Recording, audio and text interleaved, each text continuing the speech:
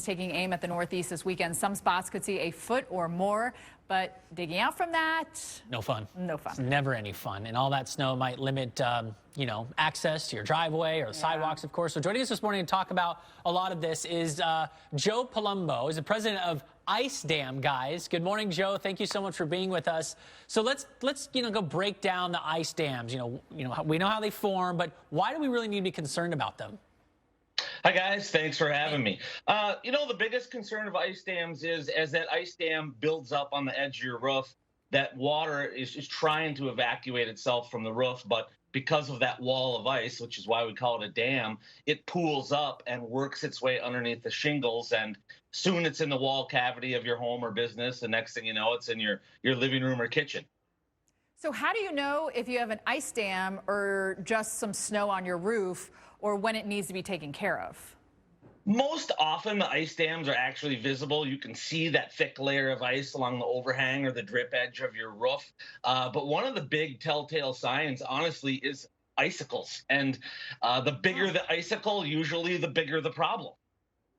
So I know I've seen a lot in mountain towns, they've got that little wire that goes around this portion, that heat wire. Does that help limit an ice dam if you plug that thing in?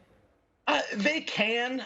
We, being in the business of removing them, we find a lot of the ice dams we remove are actually intertwined with heat tape. So we're not big fans of heat tape.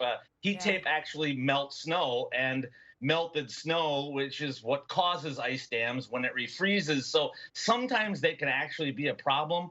A lot of people seem to find them useful, but us in the profession of removing them just don't see them as being good. This good. definitely seems like a professional job that you need to have done here, not something that you should be going up there necessarily and doing yourself. So once you do have them removed, are there ways to prevent them from reforming?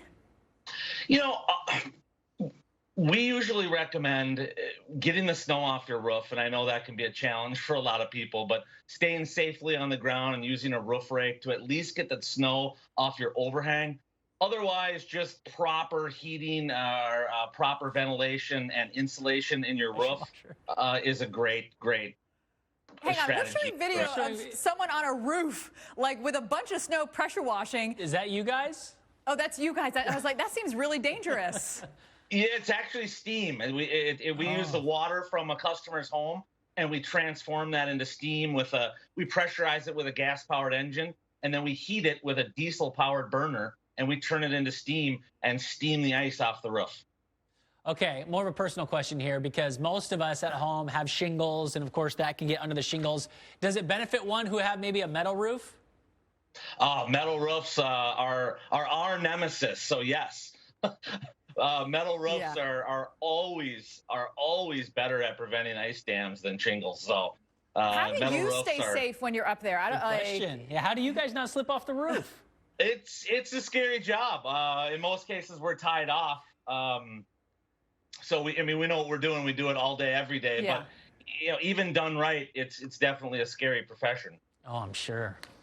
Crews falling off the other side. That's why you got to be roped up. Joe Palumbo, thank you so much for chatting with us this morning. President of the Ice Dam Guys.